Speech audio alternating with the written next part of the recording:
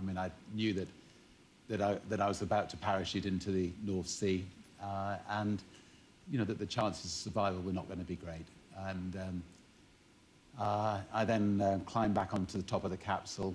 I looked down at the swirling clouds below me, and desperately tried to remember everything I'd learned about parachutes. I kept saying to myself, is this the only option? Is this the only option?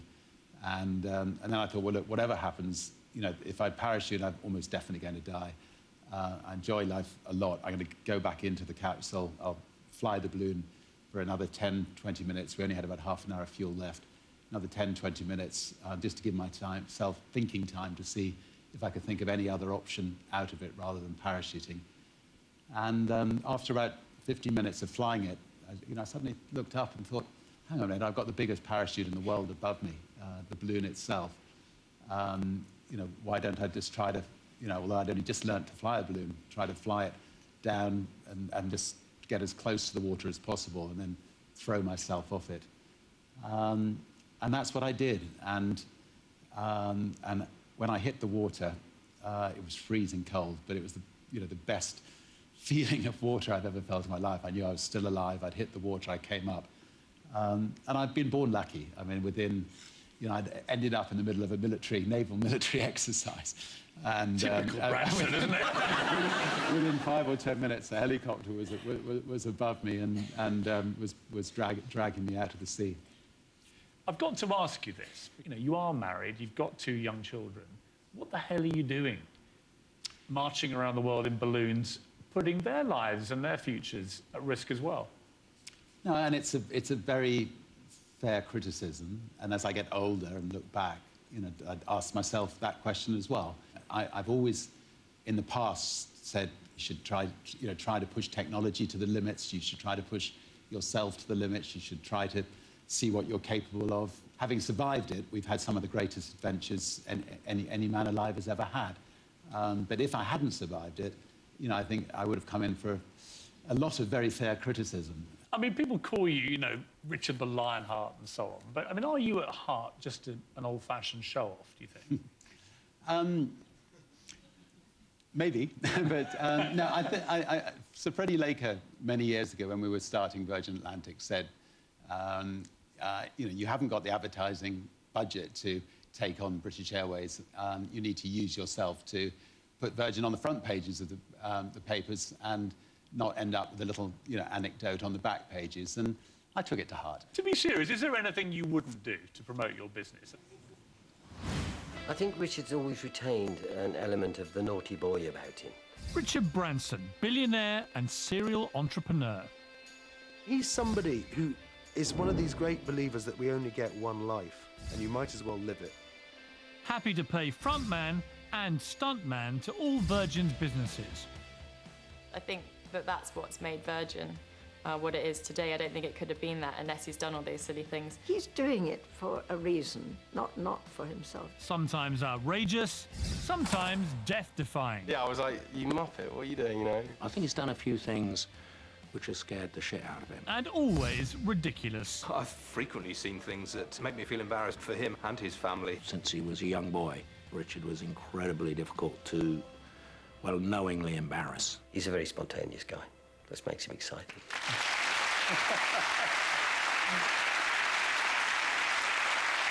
When you see some of those images, Richard, I mean, they are slightly toe-curling, aren't they?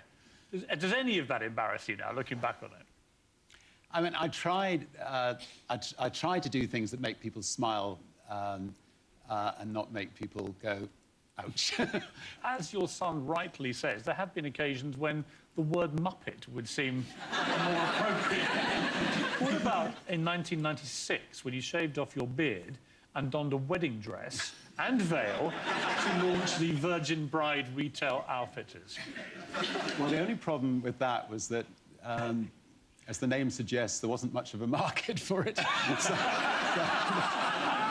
was, of course, the time you promoted Virgin Mortgages, where you do appear, unless I'm mistaken, you are completely naked there. Those hands are very well placed. And they're very small hands.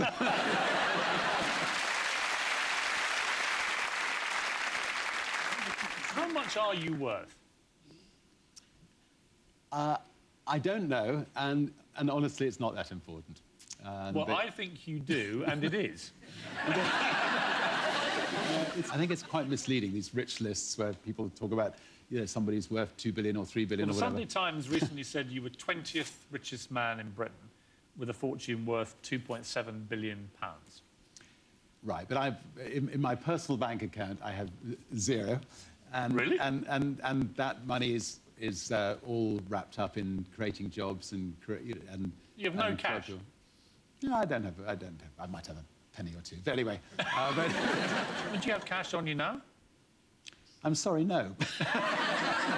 Not a penny. Yeah, I mean, do you have credit cards? No, I've lost it. Literally, you don't carry anything. No, I've got nothing on me. But And do you ever go... I'm trying to take on the Queen. She doesn't carry anything either, does she? So. Do you ever go to a cash point? Somebody's told you something. No, because I don't know. Because I said Never? no. Look at Never. Joan's face. I can hear your wife from here. No, you don't do anything, do She you? gave me a cash point number, and I said it a bit loudly on one or two occasions to try to remember it, and they've now banned me from using cash points. But I mean, it does seem like you have it quite easy, Richard. You don't have to worry about most of the things that ordinary people have to worry about. No, that's a fair comment. I have a wonderful lady who does all the cooking and the cleaning, and yeah, actually, life's not too bad. No complaints. Do you think you're in touch with normal life? Do you think your finger's pretty on the pulse of what He's now ordinary going to people- ask me how much a cauliflower costs, how much a bag of loo paper Well, costs, first of all, I want to how much a newspaper costs. Actually, I was going to ask you, how much is a pint of milk? How much is a pint of milk? Do you know? Have a stab. It must be sixpence. You actually think that's true, don't you? Yes, I do. Have you really got a clue or not? No, I don't have a clue. 45 pence. No, you said 1 pint. Yeah. That must be for at least 12 pints. No. That's the price of a pint, I Richard. haven't bought a pint of milk since I was a teenager, so... You really haven't? God, prices have gone up since then, haven't they? A kilo of sugar, 2 pounds of sugar? Let's see. Oh, I've had to go up a bit. 3 pounds. 81 pence. It just goes to show you are woefully out of touch, aren't you? No, well, I accept I'm guilty as charged on this. The last thing on Earth you should be thinking about doing is propelling yourself into the galaxy. If I went into space and didn't bring the kids back, she would forever stamp on my gravestone.